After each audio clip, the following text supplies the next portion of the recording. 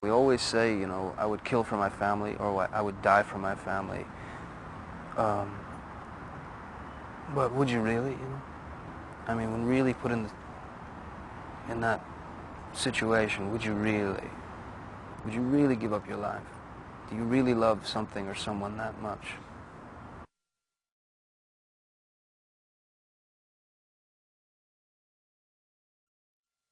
These people have placed themselves on the side of this dump, a very large junk pile where they can live off scavenged bits of materials. They can sell them for a few pennies and you know, feed their family.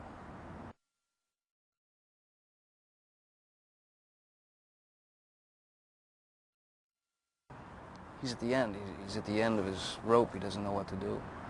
Um, so, in a sense, when the film begins, he's already dead, really. You know? And it's not until he decides to die for his family. It's not until then that he actually begins to live.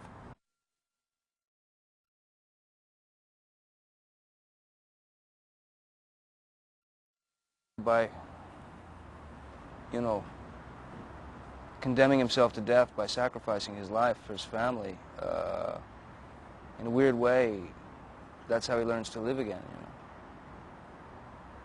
It's at that moment that he takes his first breath, and probably in many years.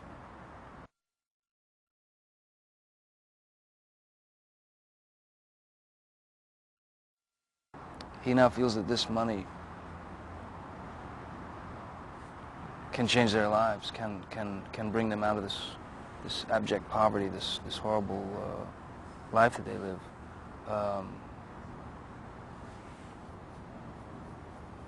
So in a way, he's now able to provide for them. So the money is in many ways evil,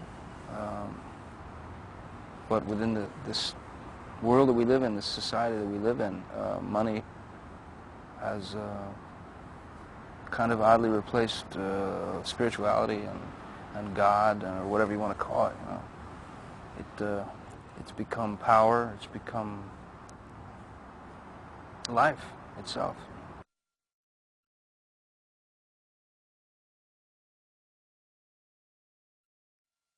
I should be committed to an institution immediately for even thinking that I could get away with that. These two things are opposing. You know, they oppose one another. To be a director, you have to be in complete control of the set, complete control of the surroundings, and very aware of what's going on and what's being used and what's not being used, and it's insanity. To be an actor, you have to be, in a sense, out of control.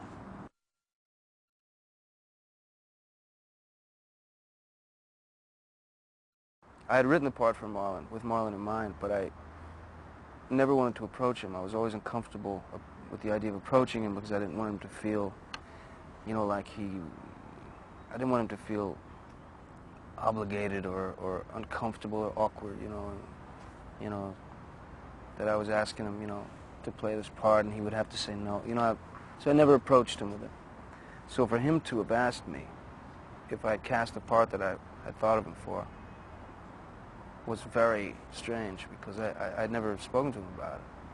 So when he asked me, you know, did you get somebody to play that part or whatever that you were thinking of me for?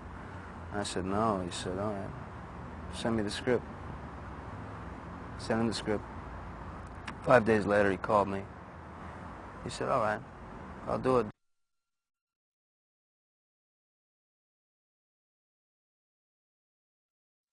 There's no way to, for me anyway, to direct Marlon.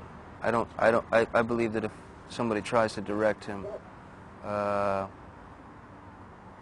think that's the worst thing you could do. I believe the thing to do with someone like Marlon is to talk everything out, discuss all the possibilities, turn on the camera, and capture it.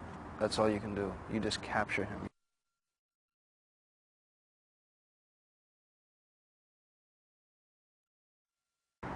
I really approached the film like as if there was a big white piece of paper and I was just going to draw a picture on it.